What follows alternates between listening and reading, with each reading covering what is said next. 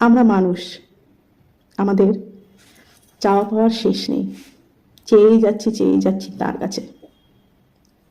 আজকে একটি পূর্ণ হলো বলে কাল আরও একটি চাহিদা, নতুন করে চাওয়া, নতুন করে প্রত্যাশা রাখা যে এটি আমার পূর্ণ হোক, তাই না?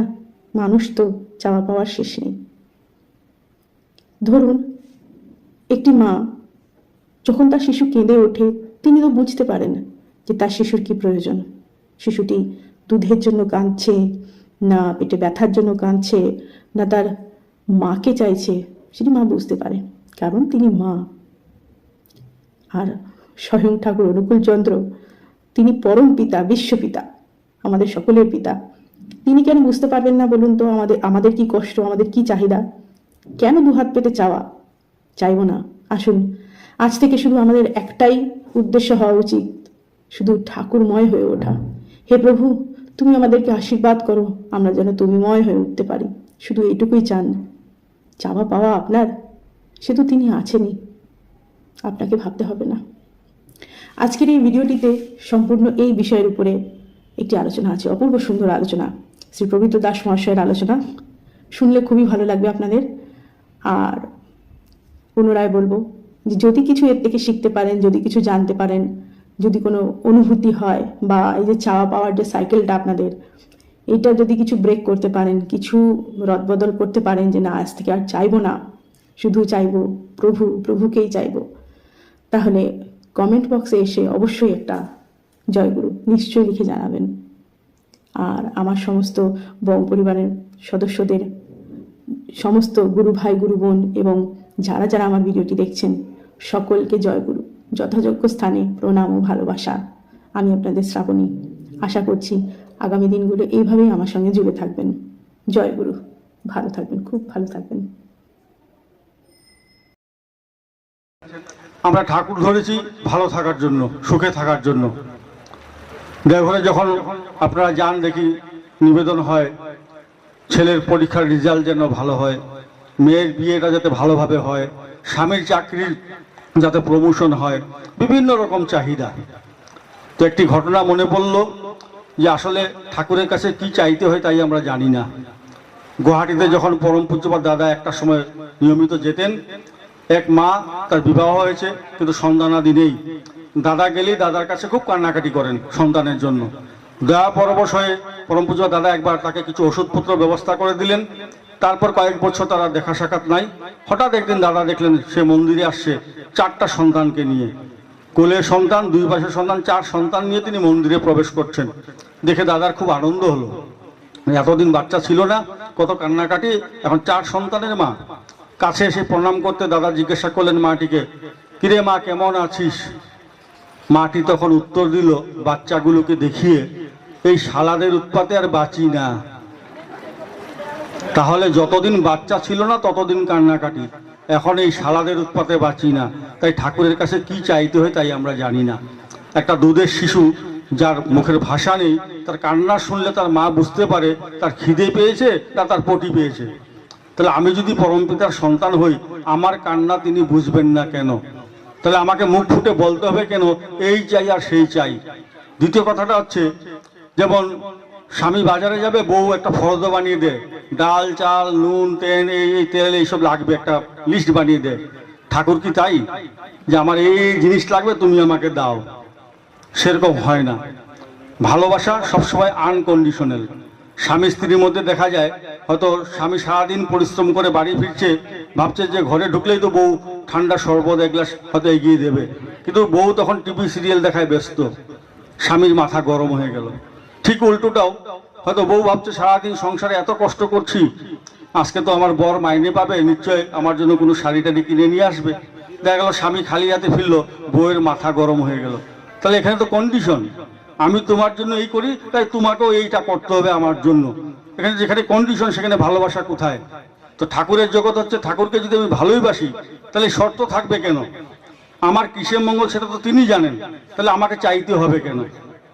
দ্বিতীয় কথাটা হচ্ছে যে আচার্যদেব ঠাকুরের একটা বাণী আছে যে উষায় নিশায় মন্ত্র সাধন চলাফেরায় জপ, যথাসময় ইষ্ট নির্দেশ মূর্ত করাই তপ। এই যথাসময় ইষ্ট নির্দেশটা কে দেবেন? তিনি হচ্ছেন আচার্য। তিনি যখন যে আদেশ করেন সেই আদেশের মধ্যেই কিন্তু আমাদের মঙ্গল জড়িয়ে থাকে। আমরা অনেক সময় নিজেদের বুদ্ধি অনুযায়ী চলি। ঠাকুরের সময় একটি ঘটনা, এক ভদ্রলোক ঠাকুরের কাছে এসছেন। ঠাকুর তাকে হঠাৎ বললেন যে পুজো উৎসবের সময় যখন আসবি দুটা লোহার সিন্দুক, ছোট বাক্স সিন্দুক আমার জন্য নিয়ে আসবি। তো তিনি ব্যবসাদার, পুজোর সময় তার ব্যবসায় ব্যস্ত, ভাবলেন পূজাটা শেষ হোক তারপরে ঠাকুরের জন্য নিয়ে যাব। তিনি সিন্দুক বানালেন, কিন্তু ওই পুজোটা পার করে যাবেন বলেই অপেক্ষায় থাকলেন। তারই মধ্যে একটি ঘটনা ঘটলো, তার একমাত্র পুত্র সন্তান অ্যাক্সিডেন্টে মারা যায়। খুব মন খারাপ। সেই ছেলের পুষ্টি নিয়ে এক জ্যোতিষীর কাছে গেলেন বিচার করাতে। সেই জ্যোতিষীকে যখন তিনি কুষ্টিটা দিলেন, জ্যোতিষী কুষ্টি বিচার করে খুব রেগে গেলেন। রেগে গিয়ে বলছেন যে ফাজলামি মারার জন্য এসছেন? এই কুষ্টি যার, সে তো অলরেডি এই পৃথিবীতেই নেই, সে তো মারা গেছে। তখন সে ভদ্রলোক বলছে, হ্যাঁ সে আমারই পুত্র, সে মারা গেছে আমি জানি। আমি জানতে চাইছি এই যে একটা অঘটন ঘটলো, এর থেকে রক্ষা পাওয়ার কি কোনো উপায় ছিল? তখন সেই জ্যোতিষী বিচার করে বললেন, হ্যাঁ এই অঘটনটাও টলানো যেত যদি কোনো সৎ ব্রাহ্মণকে আপনি লোহা দান করতেন। ঠাকুরের থেকে সৎ ব্রাহ্মণ আর কে হতে পারে? ঠাকুর তো তাকে আগেই চেয়েছিলেন। এই যে নিজের বুদ্ধি অ্যাপ্লাই করা হলো। তাই যখন যা বলেন সেটাই পালন করাটাই হচ্ছে আমাদের কাজ। আমি মহাভারতের একটা কথা প্রায় জায়গাতেই বলি। যুদ্ধক্ষেত্রে প্রভু কৃষ্ণ যুধিষ্ঠিরকে বললেন, দ্রোণাচার্যকে গিয়ে বলে আসো যে অশ্বত্থমা মারা গেছে। দ্রোণাচার্যের পুত্রের নাম অশ্বত্থমা, কারণ দ্রোণাচার্য কৌরব পক্ষের হয়ে যুদ্ধ করছিলেন। পুত্র মারা গেছে শুনলে তার যুদ্ধ করার সেই মানসিক ইচ্ছাটা আর থাকতো না। কিন্তু অশ্বত্থমা নামের সত্যিকার একটি হাতি মারা গেছে। হ্যালো, হ্যাঁ। তো যুধিষ্ঠির বললেন, প্রভু এত বড় মিথ্যা কথা কি করে বলবো? তখন প্রভু কৃষ্ণ কায়দা শিখিয়ে দিলেন। যাই হোক, যুদ্ধ শেষ হলো। পঞ্চপাণ্ডব স্বর্গে যাত্রা করলেন। স্বর্গদ্বারে গিয়ে দেখা গেল পঞ্চপাণ্ডবের 4 ভাইকে ঢুকতে দেওয়া হয়, শুধু যুধিষ্ঠিরকে আটকে দেওয়া হয়।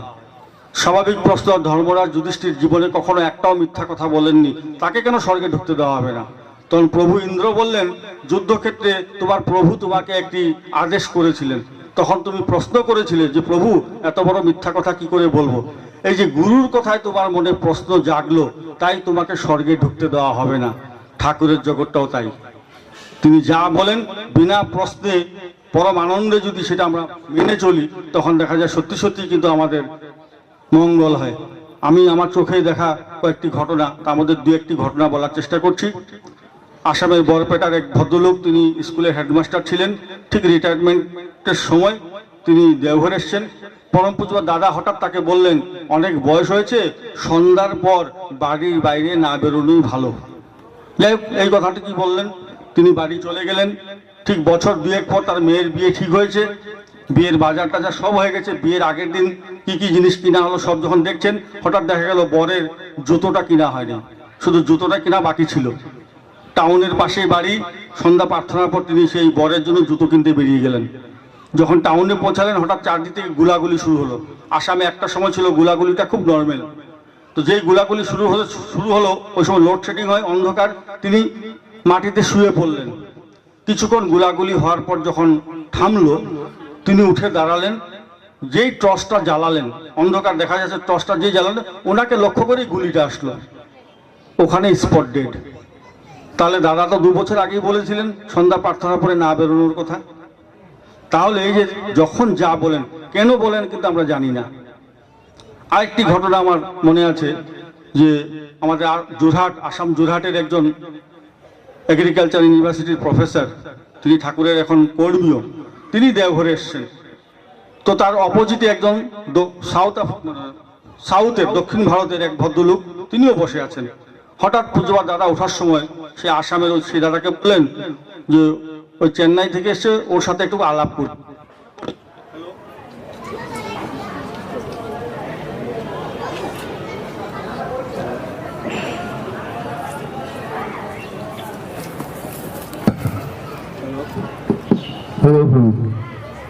আলাপ করতে বললেন। যাই হোক, ওঠার সময় সেই আসামের ভদ্রলোক সেই সাউথের ভদ্রলোকের সাথে আলাপ করলেন। তার কয়েক বছর পর ঘটনা, সে গুজরাট ইউনিভার্সিটি সেই ভদ্রলোক তিনি পিএইচডি করার জন্য চেন্নাইতে গেলেন। তো তাকে 3-4 বছর থাকতে হবে। তো তিনি ব্যাচেলার, তিনি বিবাহিত নন, কোনো ভাড়া ঘর পাচ্ছেন না। যেখানে যাচ্ছেন বিবাহিত না হলে ভাড়া ঘর দেয় না। 10-12 দিন ঘোরার পর যখন পেলেন না, তিনি ভাবলেন যে চেন্নাইতে আমার আর পিএইচডি করা সম্ভব নয়। তো একটা বাড়িতে উঠেছিলেন, পরের দিন চলে যাবেন। সকালে মুখ ধোয়ার জন্য বারান্দায় গেছেন, হঠাৎ অপোজিট বিল্ডিংয়ে দেখছেন একটা লোক দাঁড়িয়ে আছে, মনে হচ্ছে চেনা চেনা। এগিয়ে গেলেন, এগিয়ে যেতে দেখা গেল ওই যে লোকটার সাথে দাদা আলাপ করতে বলছেন সেই লোকটাই। তো সেই লোকটাও তাকে দেখে খুব অবাক, বলে আপনি এখানে? বলে আমি তো পিএইচডি করার জন্য এসেছিলাম, কোনো ভাড়া ঘর পেলাম না, প্রায় 10-12 দিন ধরে ঘুরছি, তাই আর উপায় নেই, এবার ফিরে যাব। তখন ভদ্রলোক বলছে আপনি ফিরে যাবেন মানে? আমার তো দোতলা বাড়ি, উপরতলায় কেউ নাই, তো আপনি এখানেই থাকুন। সেই বাড়িতে থেকে তিনি পিএইচডি কমপ্লিট করলেন। তাহলে সেই যে লোকটা তার জীবনে প্রয়োজন, সেটাকে তো দাদা 3-4 বছর আগে কিন্তু সেখানে নাটমণ্ডপে থেকে তিনি বুঝতে পেরেছিলেন। তো এই যে ঘটনাগুলো, এরকম অজস্র ঘটনা আছে যে তার কথা শুনলে কি হয় আর তার কথা না শুনলে কি হয়, তার একটা ছোট্ট ঘটনা বলছি। যেমন আমার এক পরিচিত ভদ্রলোক, আমি তখন গুয়াহাটি মন্দিরে থেকে পড়াশোনা করি, 93 ঘটনা। শ্রী বর্দা তখন সপরিবারে পুরীতে আছেন। সে এসে আমাকে বলল পুরী যাবে, আমাকে জবরদস্তি তার সাথে নিয়ে চললো। পথে সে আমাকে বললো ভাই আমার ষষ্ঠনী ব্রত ভঙ্গ হয়েছে, একটু দাদাকে নিবেদন করতে হবে। ঠিক আছে। পুরী পৌঁছানোর পর যখন দাদাকে নিবেদন করলাম, দাদা বললেন ওকে ভালো করে বুঝিয়ে বল, এখান থেকে যখন যাবে সোজা বাড়িতে গিয়ে পরদিন থেকে যেন 4 দিনের ব্রত করে। কিন্তু ঘটনাটা হচ্ছে একবার নিবেদন করলাম, তিনি একবার বললেন তা নয়, 4 দিন পুরীতে ছিলাম। 4 দিনে দাদার সাথে যখন দেখা হয়, দাদা আমাকে এই কথাটা রিপিট করেন, ওকে ভালো করে বুঝিয়ে বলবি। পুরীর থেকে যখন রওনা দিলাম, পরদিন যখন গুয়াহাটি পৌঁছাই সকাল 10টা 10:30টায়, রাত 8টায় ওনার ট্রেন, ওখান থেকে তিনি যাবেন ডিব্রুগড়, গুয়াহাটির থেকে প্রায় 500 কিলোমিটার। তো তিনি আমাকে বললেন রাত 8টায় গাড়ি, হাতে অনেক সময় আছে, আমার এক দিদি থাকেন গুয়াহাটিতে, দিদির সাথে একটু দেখা করে আমি রাত্রে চলে যাব। তারপর তো উনি চলে গেলেন, আমিও মন্দিরে চলে গেলাম। 10-15 দিন পর খবর পেলাম সেই ভদ্রলোক মারা গেছেন। আমি খুব অবাক হলাম যে কী ঘটলো। খবর নিয়ে জানলাম ওই দিদির সাথে দেখা করতে যখন গেলেন, দিদি অনেক দিন পর ভাইকে পেয়ে বলছে এতদিন পরে এসেছিস, অন্তত একটা রাত্র থেকে যা। দিদির আবদারে তিনি তার বাড়িতে, দিদির বাড়িতে 1 রাত্র ছিলেন। সেই সময় তার মাথার থেকে বেরিয়ে গেল যে দাদা তাকে বলেছিলেন সোজা বাড়ি যেতে। পরদিন যখন তিনি গুয়াহাটি থেকে ডিব্রুগড় গেলেন এবং 4 দিন ব্রত করার জন্য যে জিনিসপত্র দরকার কেনার উদ্দেশ্যে স্কুটার নিয়ে বেরোলেন, সেই স্কুটার অ্যাক্সিডেন্ট হয় এবং সেখানে তার স্পট ডেড হন তিনি। এই যে ঘটনাগুলো তো চোখের সামনে কিন্তু আমরা প্রতিনিয়ত দেখছি। এই যে আচার্যদেব যে আশীর্বাদ করলেন, এখন কেন করলেন, করলে কি হবে, না করলে কি হবে, কিছুই কিন্তু আমরা জানি না। শুধু মুদ্রা কথা হচ্ছে তিনি যা বলেন অন্ধের মতন যদি সেটা অনুসরণ করি, তাহলেই কিন্তু আমরা সুখে থাকবো। এখন অন্য বিষয়ে আমি 2-একটা কথা বলবো। এখানে যারা আছেন সবাই, দাদারাই হোক মায়েরা হোক, সবাই কিন্তু আমরা ঠাকুরকে ভালোবাসি, ঠাকুরের প্রতিষ্ঠার জন্য আমরা সবাই চেষ্টা করি। তার সত্ত্বেও অনেক সময় দেখা যায় নিজেদের মধ্যে ছোট ছোট জিনিস নিয়ে অনেক সময় মতবিরোধ তৈরি হয়। অনেকে হয়তো অনেকের মুখ দেখা পর্যন্ত বন্ধ করে দেয়।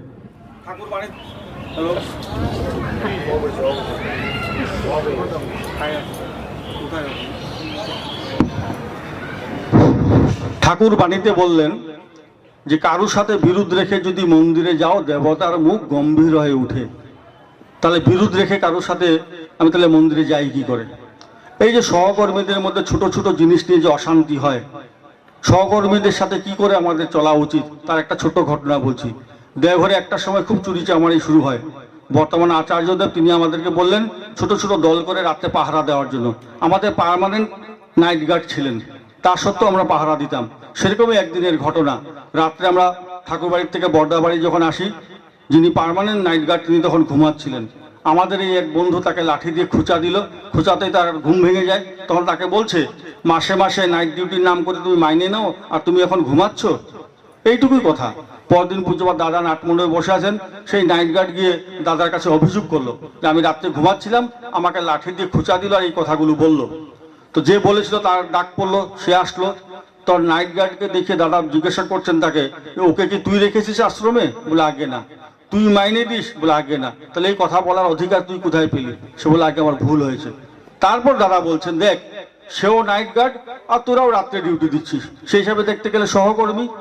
তখন দাদা বলছেন তোর জায়গায় যদি আমি হতাম তাহলে আমি ওকে বলতাম ভাই তোমার ঘুম পাচ্ছে, তুমি ঘুমাও, তুমি চিন্তা করো না, আমি আছি। এই হচ্ছে সহকর্মীর ব্যাপার। কি বললেন? তোমার ঘুম পাচ্ছে, তুমি ঘুমাও, তুমি চিন্তা করো না, আমি আছি। দাদা বলছেন এই কথা যদি ওকে বলতি, ও চিরজীবন তোকে মাথায় নিয়ে রাখতো। সেটা না করে তুই কি করলি? তার ইগোতে হার্ট করলি, সে কিন্তু তোর থেকে দূরে সরে গেল। আমার মনে হয় আমরা যারা এখানে আছি, যারা ঠাকুর নিয়ে চলি, ভুল ত্রুটি সবারই থাকে, সেটা দেখার কাজ কিন্তু আমার নয়। ঠাকুরকেও শুনেছি, শ্রী বর্দার ক্ষেত্রেও শুনেছি, পুজো দাদার ক্ষেত্রেও শুনেছি, হাজারটা অবগুণের মধ্যে যদি একটা ভালো গুণ থাকে, তিনি সেটারই প্রশংসা করেন। শ্রী বর্দার একটি ঘটনা বলছি। ঠাকুরকে একজন গিয়ে প্রশ্ন করলেন, ঠাকুর আপনি ব্রাহ্ম মুহূর্তে ইষ্টভীতি করার কথা বলছেন, কিন্তু অনেকেই দেখি 10টা 11টা 12টায় ঘুম থেকে উঠে ইষ্টভীতি করে। কেউ কেউ এমনও আছে চায়ের কাপ সম্মুখে এনে ধরলে তখন সে ইষ্টভীতি করে। এইভাবে কি ইষ্টভীতি করা ঠিক? তো সেখানে যারা উপস্থিত ঠাকুর সবাইকে জিজ্ঞাসা করলেন, সবাই এক কথাই বলো, না ঠাকুর এইভাবে ইষ্টভীতি করা ঠিক না, ইষ্টভীতি তো ভোরবেলাই করতে হয়। কিন্তু কারোর কথাতেই ঠাকুর খুশি হলেন না। শ্রী বর্দা এসে প্রণাম করে বসতে শ্রী বর্দাকে ঠাকুর জিজ্ঞাসা করলেন যে সবাই এরকম বলছে, এইভাবে কি ইষ্টভীতি করা ঠিক? শ্রী বর্দা শুনে বললেন, আগে আমার মনে হয় না করার চেয়ে ভালো। কি বললেন? আমার মনে হয় না করার চেয়ে ভালো। এত নেগেটিভের মধ্যেও তিনি কিন্তু সেই পজিটিভ কথাটাই বললেন।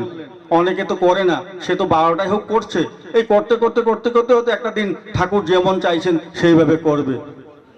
তাহলে আমরা মানুষের নেগেটিভটা দেখতে যাব কেন? দ্বিতীয় কথাটা হচ্ছে যে এই যে বললাম সহকর্মীর কোনো আচরণ যদি আমার অপছন্দ হয়, তাকে আমি ডেকে নিয়ে আড়ালে বলতে পারি। পূজবা দাদার জীবনের একটি ঘটনা, তিনি যখন কলেজে পড়াশোনা করতেন, কলকাতার বদ্রীদাস টেম্পলে তিনি থাকতেন। তো একদিন দুপুরবেলা খেতে বসছেন, এক প্রবীণ ব্যক্তি তিনি খাচ্ছেন, তার খাওয়ার সামনে দিয়ে জুতো পরে হাঁটছেন। একজনের দেখে খুব খারাপ লাগলো। সে তখন সেই ব্যক্তিকে গিয়ে বললেন, ঠাকুরের নাতি বসে ওখানে খাচ্ছেন, তার সামনে আপনি জুতো পরে এইভাবে আসা যাওয়া করলেন? সেই ব্যক্তি খুব অদ্ভুতভাবে বললেন, ঠাকুর ছাড়া আমি কাউকে চিনি না, ঠাকুরের নাতি টাতি চিনি না। যে বাড়িতে দাঁড়িয়ে কথাটা বললেন সেটা কিন্তু ঠাকুরেরই বাড়ি। পরম পূজা দাদা যদি চাইতেন সেই সময় তাকে ঘাট ধাক্কা দিয়ে বের করে দিতে পারতেন, দাদা কিন্তু একটা কথাও বললেন না। কিন্তু 6 মাস পর দেখা গেল দাদা বিছানায় শুয়ে শুয়ে বই পড়ছেন, এবং যে ব্যক্তি বলেছিল ঠাকুর ছাড়া আমি কাউকে চিনি না, দেখা গেল সেই ব্যক্তি পরম পূজা দাদার পা টিপে দিচ্ছে। তাহলে 6 মাসের মধ্যে দাদা তার সাথে এমন কি আচরণ করলেন যে সেই ব্যক্তির এতটা পরিবর্তন সম্ভব হলো? তাহলে সেই ব্যক্তির যদি পরিবর্তন সম্ভব হয়, তাহলে আমাদের সবারই পরিবর্তন সম্ভব, শুধু দরকার তার প্রতি একটু ভালোবাসা। তো এখানে যারা উপস্থিত আছেন সবার কাছে এটাই বলতে চাই যে যেভাবে চললে আমরা সবাই একজোট হয়ে চলতে পারি, যেভাবে চললে আমার আচার্য খুশি হন, আমরা সেইভাবেই যেন চলার চেষ্টা করি। আর যেটা আমি আগেও বলছিলাম যে কি চাইতে হয় আমাদের জানা নেই। পরম পূজবা দাদা একদিন গল্প করতে করতে আমাকে বললেন, জানিস ঠাকুরের এত দয়া আমার উপর, আমার যখন যা প্রয়োজন হয় ঠাকুর ঠিক ব্যবস্থা করে দেন। এই বলেই তখন রাত প্রায় 9:30, হঠাৎ সঞ্জীব মণ্ডল তাকে বললেন, সঞ্জীব আমার একটা টেবিল ফ্যান দরকার। তো সঞ্জীবদা বললো, আগে এখন তো পাবো না, সকালে বাজার খুললে নিয়ে আসবো। বাস এইটুকুই কথা। সকালবেলা দাদা নাটমণ্ডপে বসে আছেন। ডিমাপুরের আমাদের কর্মী ছিলেন বীরেন বিশ্বাস দা। হঠাৎ দাদা আমাকে বলছেন, ওটা বীরেন দা কি রে? তো আমিও দেখে বললাম, হ্যাঁ বীরেন দা, মানে উনি আসছেন। তো কাছে আসতে দাদা হাঁক পেয়ে জিজ্ঞাসা, কি রে বীরেন নাকি? বলে আগে। হাতে ওটা কি নিয়ে এসছিস? বলে আগে একটা টেবিল ফ্যান। দাদা আমার দিকে চেয়ে একটা মুস্কি হাসি দিলেন। এই যে তিনি কি বললেন, আমার যা প্রয়োজন পরমপিতা সেটাই যোগান দেন। আমার মনে প্রত্যেকের ক্ষেত্রেই সেটা সম্ভব।